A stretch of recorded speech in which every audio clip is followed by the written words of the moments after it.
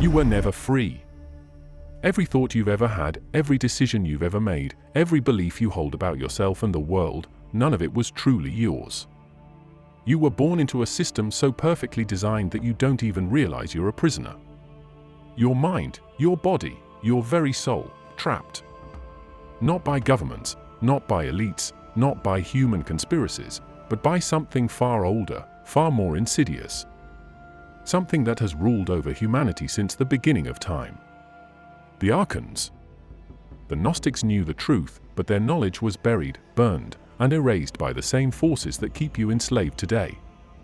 According to ancient Gnostic texts like the Nag Hammadi scriptures, the Archons are cosmic parasites, beings that do not create but corrupt, beings that do not nourish but feed. They are not gods, though they want you to believe they are. They are the architects of the material world, rulers of a false reality designed to keep you in ignorance and submission. The deception is complete. You think this world is all there is. You think the boundaries of physics, time, and space are real. You think life is about survival, consumption, and obedience. But the Gnostics exposed the lie centuries ago. This reality is a prison, and the Archons are its wardens. In the hypostasis of the Archons, a secret text buried for nearly 1,600 years before its rediscovery, the truth is laid bare. The material world was not created by a benevolent god. It was forged by Yaldabaoth, a blind and arrogant demiurge who declared himself the only god, despite being nothing more than an impostor. He and his Archons created this world as a counterfeit reality, a shadow of the true divine realm. They shaped the earth, the heavens, and the very fabric of physical existence, but everything they touched was flawed, corrupt, and doomed to decay. They crafted human bodies from clay, but those bodies were weak and mortal.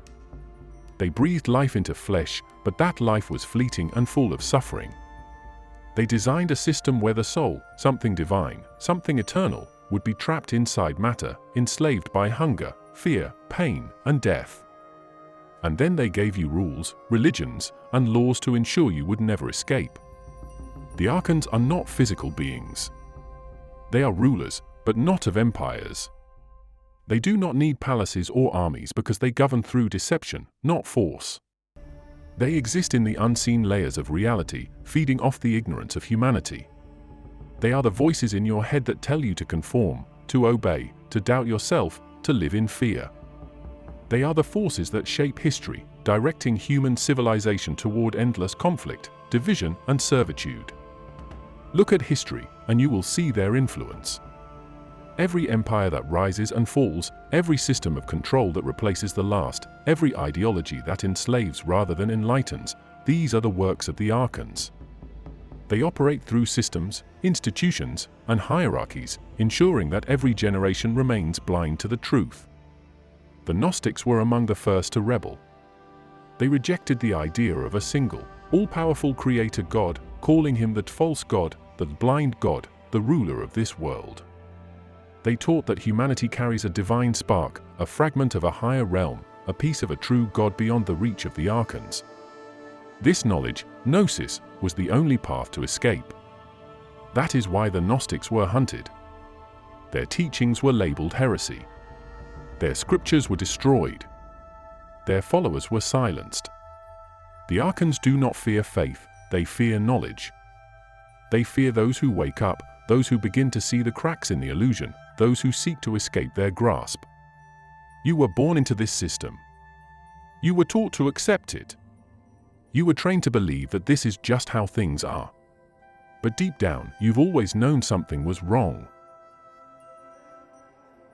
You've been lied to about the nature of God.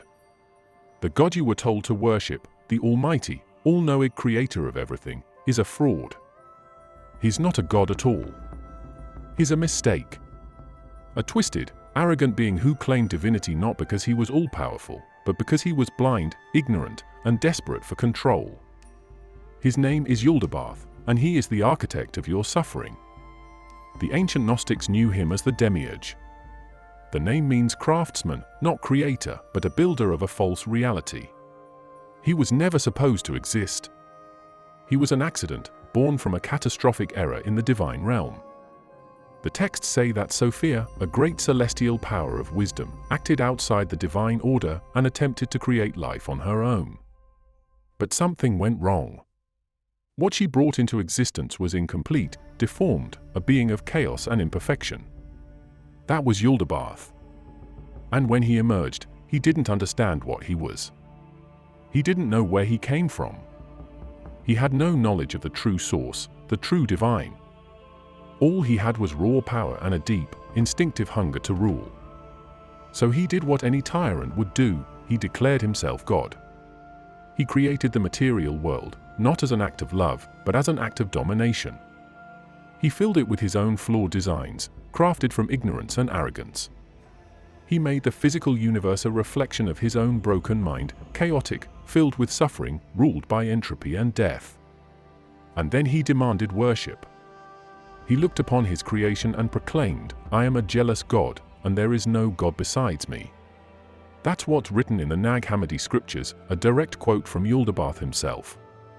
Think about that for a second. Why would a true, infinite, all-powerful God feel jealousy? Jealousy is a trait of the weak. It's a trait of someone who fears losing control. That's Yaldabaoth. A cosmic fraud who knew deep down that he wasn't the supreme being he pretended to be. But he didn't rule alone. He needed enforcers, servants who would help him maintain his power over the material realm. So he created the Archons, his administrators, his jailers, his cosmic middlemen. They were extensions of his will, entities designed to keep the human soul from ever realizing the truth. Together, they built a system of control so complete, so absolute, that it persists to this day. The ancient Gnostics described Yaldabaoth as a monstrous figure, a hybrid of lion and serpent. Why? Because he was both predatory and deceptive. He didn't rule through strength alone, he ruled through lies, through illusions, through carefully crafted manipulation. He made sure that humanity would never question his authority, that they would remain obedient, fearful, dependent. He ensured that people would worship him, not out of love, but out of terror. The texts say that when Yaldabaoth saw humanity, he saw something he couldn't understand, something he feared. The human soul was different. It carried something he lacked. A divine spark. A fragment of the true source. And that terrified him. Because if humanity ever realized the truth, if they ever saw through his deception, his entire rule would collapse. So he took action. He and the Archons designed a system to keep humanity enslaved, to keep them weak, distracted, and spiritually blind. They created suffering, desire, conflict. They filled the world with distractions, with empty pleasures, with endless cycles of war and fear. They gave humanity religions that worshipped him, governments that served him, ideologies that reinforced his rule. They built a machine so effective that you don't even realize you're inside it. They tried to silence her. They tried to erase her. But the story of Noria refused to die. You don't hear about her in mainstream religion. You don't see her name in the books they want you to read. But she exists in the ancient Gnostic texts, buried and forgotten for centuries. And if her story had been known, if people had truly understood who she was, everything about the way you see this world would be different. Noria wasn't just another figure in Gnostic mythology, she was a threat. A woman who refused to bow, who refused to obey, who saw through the Archons' control and did the unthinkable. She fought back. According to the hypostasis of the Archons, Noria was different from the rest of humanity. The Archons knew it the moment they saw her. She carried something they feared, a power they couldn't fully control. They tried to dominate her, to break her, but she resisted. She refused to submit to the order of Yaldabaoth. She refused to be just another prisoner in his false reality. The texts describe an incident where the Archons came for her. They tried to violate her, to force her into submission. But instead of fear, instead of obedience, she unleashed something they didn't expect: fire. She burned their temples. She burned their structures. She burned everything they built to enslave her. And in that moment, they realized she was dangerous. But she wasn't just some rebellious mortal lashing out against oppression. She was something more. The Gnostic texts suggest she was directly connected to Sophia, the divine force of wisdom that existed before Yaldabaoth. Some even claim she was Sophia's daughter. If that's true, then Noria wasn't just resisting the Archons, she was a living embodiment of everything they feared. She was the flaw in their system, the glitch in their prison, a reminder that their control was never absolute. The Archons, desperate to neutralize her, tried to deceive her. They fed her false promises, tried to lure her into their schemes, but none of it worked. She saw through every lie. And when it became clear that they couldn't manipulate her, they turned to brute force. In the Nag Hammadi texts, Noria calls out for help, and something remarkable happens. A higher power answers. The angel Eleleth appears and tells her the truth: she is not of this world. She does not belong to Yaldabaoth as creation. She carries the divine spark that the Archons fear, and that is why they want to destroy her. This revelation changes everything. Noria wasn't just another victim in their system, she was a living reminder that their control was weak, that their entire reality was built on stolen power, and that one act of defiance could set it all ablaze. Her story was too dangerous to be widely known. She represented something that patriarchal religious structures could never tolerate: an untamed force that refused to kneel, a woman who could not be owned, a soul that recognized its own divinity and fought for it. What happened to her after that? The texts don't say. Maybe she escaped. Maybe she was taken from this world before the Archons could get to her. Maybe her story was deliberately left unfinished because the real lesson wasn't in her fate, it was in her defiance. You've been told that the rulers of this world are unquestionable. That power is absolute. That those who sit at the top are beyond challenge. But the Gnostic texts tell a different story. A story of betrayal, rebellion, and the one Archon who dared to turn against his master. His name was Sabaoth. And he did the unthinkable: he defected. The Archons were supposed to be loyal. They were designed to enforce the rule of Yaldabaoth, to maintain the prison of this reality, to ensure that humanity never broke free. But Sabaoth saw something the others didn't. He realized that everything they had built was a lie. That the system he was helping to uphold wasn't divine, but a perversion of something greater. And once he saw through the deception, he did what no other Archon had ever done: he switched sides. The Nag Hammadi texts describe Sabaoth as one of Yaldabaoth's most trusted enforcers. He had power. He had dominion over entire realms. But something happened that changed everything. He was given knowledge. And knowledge, in the world of the Archons, is dangerous. The texts say that he was visited by Sophia, the very force Yaldabaoth tried to erase. And in that moment, everything shifted. He saw the truth about the false god he served. He saw the depth of the deception. And he saw that he had been nothing more than a pawn. So he turned. The rebellion was immediate. Sabaoth renounced Yaldabaoth, denounced the other Archons, and declared his allegiance not to the system of control, but to the true divine source. And that's when everything changed. Yaldabaoth, in his blind arrogance, had assumed that all the power in this realm belonged to him. But when Sabaoth defected, something unexpected happened: he was rewarded. The texts say that the true divine saw his act of rebellion and elevated him. Sabaoth was given dominion, not over the corrupt world of the Demiurge, but over a higher realm, one beyond the reach of the Archons. He was given true power, real sovereignty, something Yaldabaoth could never take back. This was a disaster for the Archons. Their system wasn't supposed to have cracks. There wasn't supposed to be a way out. But Sabaoth proved that even among them, the deception wasn't absolute. That even the enforcers of the prison could wake up, could defect, could choose something beyond blind servitude. And Yaldabaoth? He reacted exactly how you'd expect from a tyrant: he panicked. The texts say that after Sabaoth's rebellion, Yaldabaoth was filled with rage and fear. He doubled down on his control. He tried to reinforce the prison. He spread even more deception, more chaos, more confusion. Because he knew if one of his own Archons could wake up and defect, what stopped others from doing the same? What stopped humanity from realizing they weren't as powerless as they were made to believe? You were never meant to wake up. Everything around you, every system, every belief, every instinct pulling at your mind is designed to keep you asleep. The Archons don't need chains. They don't need whips.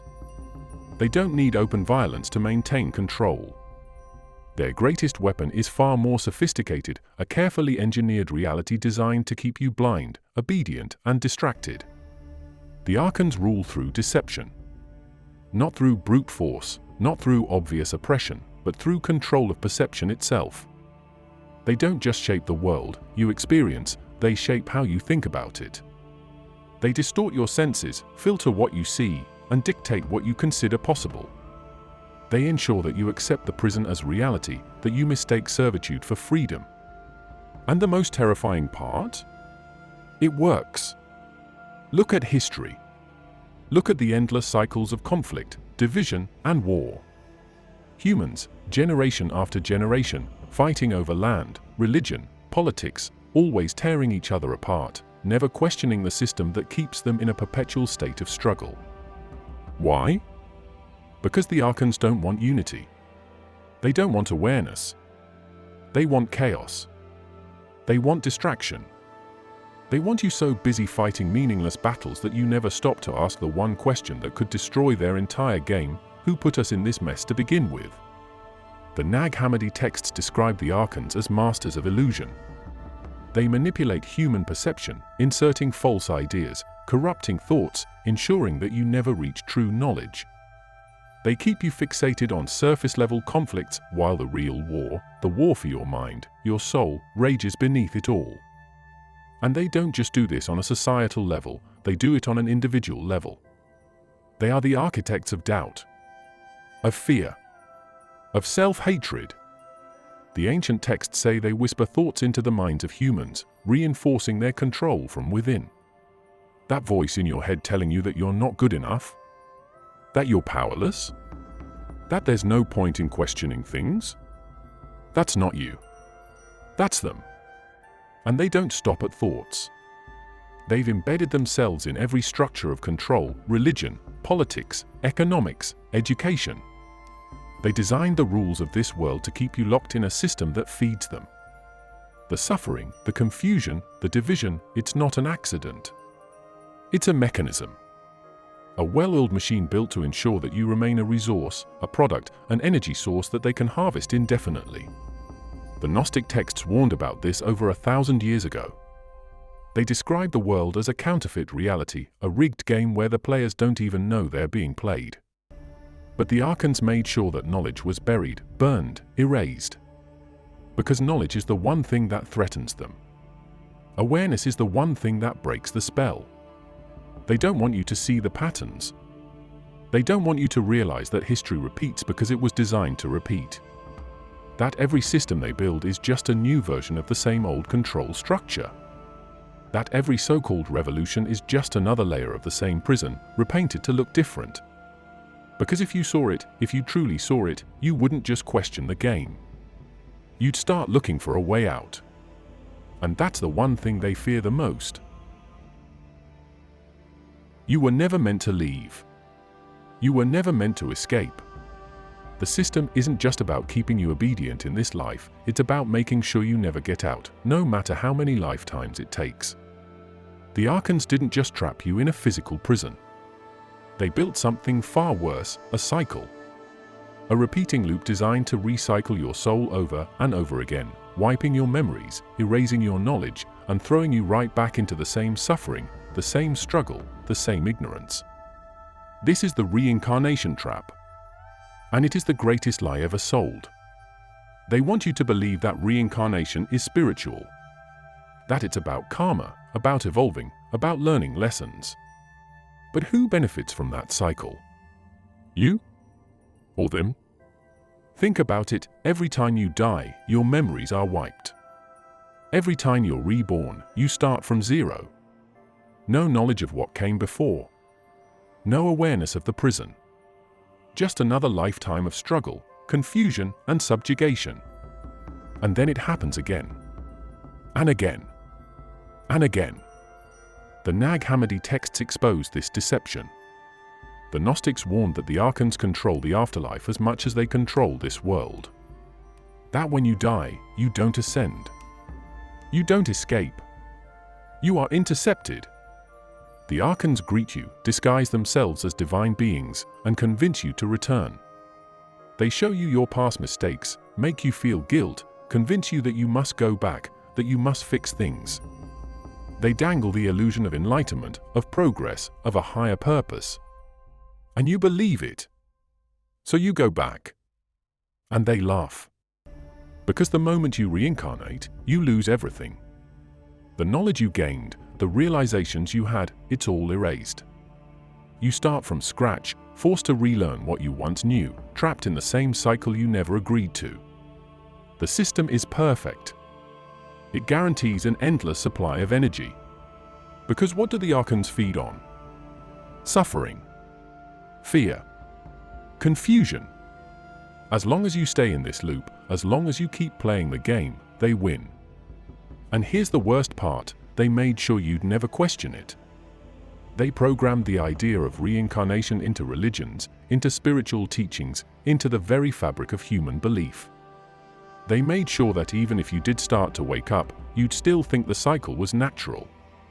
That it was supposed to be this way. That this was just how the universe worked. It's not. It's a system. A machine. And it was built to keep you here. There's a reason they fear knowledge. Not knowledge of the world, not science, not history, not philosophy. No, the knowledge they fear is something deeper. Something dangerous. Something that doesn't just change the way you think, but the way you are. The Gnostics called it Gnosis, direct, undeniable awareness of the truth. Not belief. Not faith. Knowledge. They built their entire system on deception. They structured this false reality to ensure that every thought you have is filtered through their control mechanisms. They gave you religions that demand obedience. They gave you ideologies that distract and divide. They gave you material desires that keep you chasing things that don't matter. But Gnosis? That's different. That's something they can't touch. Because Gnosis isn't something you're taught. It's something you realize. The moment it happens, everything changes. It's not like learning a new fact. It's not like reading something interesting and thinking, hey, that makes sense. No. This is something else. It's an internal shift. A rupture in the illusion. A sudden, undeniable recognition that reality is not what it seems, and that you were never what they told you to be. The Gnostic texts describe how those who achieve Gnosis become untouchable to the Archons. The prison walls stop working. The cycle of reincarnation loses its grip. The false gods lose their authority. The moment you know, really know, the entire system starts to fall apart. That's why the Archons put so much effort into keeping you distracted. Into keeping you obsessed with the physical world, with the external, with things that don't actually matter. Because as long as you're looking out there, you're not looking in. And in is where the truth is. This isn't philosophy. This isn't speculation. The ancient Gnostics weren't just talking about abstract concepts. They left behind instructions. They described how to break the spell. They revealed the methods to awaken Gnosis. And for that, they were erased. Their texts were burned. Their knowledge was buried. Because this is the one thing that the Archons can't allow, humans realizing that the chains were never real to begin with. They want you to think that you're weak. That you're powerless. That you're just another creature in a vast universe, insignificant, temporary, replaceable. But once you see, you understand that's the biggest lie of them all. You were never weak. You were never meant to be a slave. And the moment you stop believing in their reality, the moment you stop feeding it, it collapses. There's something you were never supposed to know. Something that was erased from history, buried under centuries of lies, hidden beneath layers of deception so thick that even mentioning it feels like an act of rebellion. but it was never truly lost. The truth was always there, waiting for those who dared to look beyond the illusion. The Gnostics tried to warn us, what we call reality is a construct. A controlled simulation designed to keep you trapped. But here's the part that almost no one talks about: this isn't the only layer. The prison of the material world is just the first level. The deception runs deeper than anyone realizes. The Archons don't just control this world. They control what comes after it. And what's beyond that? There are texts, ancient, fragmented, scattered across different traditions, that hint at something even more disturbing. That what we think of as escaping may not actually be an escape at all. That even in death, most souls are simply rerouted into another system of control. That the so-called higher realms aren't necessarily free. That some of them are just more sophisticated versions of the same trap. Think about it. If the Archons built an entire world to keep you enslaved, do you really think they left the door unlocked? Do you really think they just let people walk out whenever they want? No. This system is designed to contain every possible outcome. To make sure that even if you reject the material world, even if you start to wake up, there's always another level of deception waiting for you. Some of the Gnostic texts describe souls being intercepted after death, not just recycled back into this world, but redirected to false heavens, artificial afterlives, realms created to mimic freedom while keeping the system intact. Places where souls are promised peace, enlightenment, divine connection, only to be fed another illusion, another set of rules, another layer of control. And here's the part that should make you stop cold: some of these higher beings that people worship, the ones they think are guiding them to enlightenment, they may not be what they claim to be. The texts suggest that the Archons don't just rule over the physical, they disguise themselves as light, as divine messengers, as benevolent guides. They create false spiritual hierarchies, false ascensions, false awakenings. All of it designed to make sure you never actually leave. So what does that mean? It means the trap is bigger than anyone ever imagined. It means the prison isn't just the material world, it's existence itself, as we've been conditioned to understand it. It means true escape requires something beyond just rejecting this world. It requires seeing every layer of the deception, questioning everything you've ever been told about life, death, spirituality, and beyond. And most importantly, it means the war isn't over. Not even close. If you've made it this far, if you've listened to every part of this series, you're already doing what most people will never do. You're asking questions. You're seeing the cracks in the illusion. And that alone is something the Archons never wanted. So thank you for watching, for thinking, for daring to see what's hidden. Maybe that's how it starts. Maybe that's the first real step towards something they can't control.